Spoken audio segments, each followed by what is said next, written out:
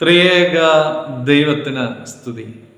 എല്ലാവർക്കും ഹെർമിറ്റ്സ് ടോക്സിലേക്ക് സ്വാഗതം. 1928 സെപ്റ്റംബർ 21 ഉച്ചതിരിഞ്ഞ് ചാൾസ് പിയേഴ്സ് എന്നു പേരുള്ള ഒരു യുവ കാലാവസ്ഥ നിരീക്ഷകൻ വടക്കോട്ട് ഒരു ചുഴലിക്കാറ്റ് ന്യൂ ഇംഗ്ലണ്ട് ലക്ഷ്യമാക്കി നീങ്ങുന്നു എന്നുള്ള സന്ദേശം US വെതർ ബ്യൂറോയ്ക്ക് നൽകി. ബ്യൂറോയുടെ തലവൻ ചാൾസ് പിയേഴ്സന്റെ ഈ മുന്നറിയിപ്പിനെ പരിഹസിച്ചു. അദ്ദേഹം പറഞ്ഞതിങ്ങനെയാണ്: ഒരു ഉഷ്ണമേഖല കൊടുങ്കാറ്റ് ഇത്രയും വടക്കോട്ട് നീങ്ങുന്നത് ചരിത്രത്തിൽ ഇതുവരെയും സംഭവിച്ചിട്ടില്ല. 2 മണിക്കൂറിന് ശേഷം ചുഴലിക്കാറ്റ് ലോങ് ദ്വീപിൽ എത്തുകയും മണ്ണിടിച്ചിൽ ഉണ്ടാവുകയും ചെയ്തു.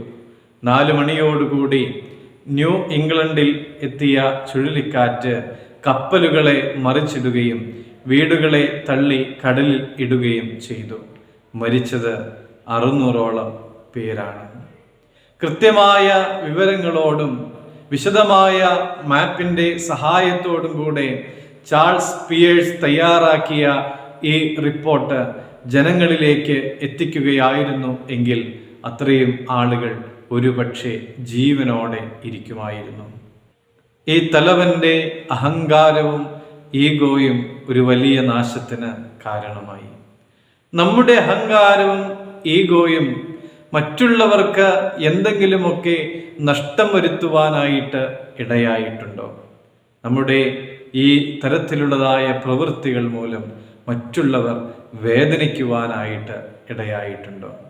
അങ്ങനെ സംഭവിച്ചിട്ടുണ്ട് എങ്കിൽ കർത്താവിൽ പ്രിയമുള്ളവരെ, നമ്മൾ ദൈവത്തിൻ്റെ കോപത്തിന് പാത്രമായി തീരുകയാണ്. ദൈവത്തിൻ്റെ സന്നിധിയിൽ വെറുക്കപ്പെട്ടവരായി മാറുകയാണ്. സദൃശ്യവാക്യങ്ങൾ 16-ാം അധ്യായം 5-ാമത്തെ തിരുവചനത്തിൽ ഇപ്രകാരം കാണുന്നുണ്ട്: ഹൃദയത്തിൽ ഗർവിക്കുന്നവൻ എല്ലാം യഹോവയ്ക്ക് വെറുപ്പ്. പ്രിയമുള്ളവരെ, നമ്മുടെ ഹൃദയത്തിലുള്ളതായ അഹങ്കാരവും നമ്മുടെ ഈഗോയുമൊക്കെ മാറ്റിവെക്കുവാനും എല്ലാവരിലുമുള്ളതായ നന്മകളെ കാണുവാനുമൊക്കെ നമുക്ക് ഇടയാകട്ടെ എന്ന് പ്രത്യേകമായിട്ട് പ്രാർത്ഥിക്കുകയാണ്.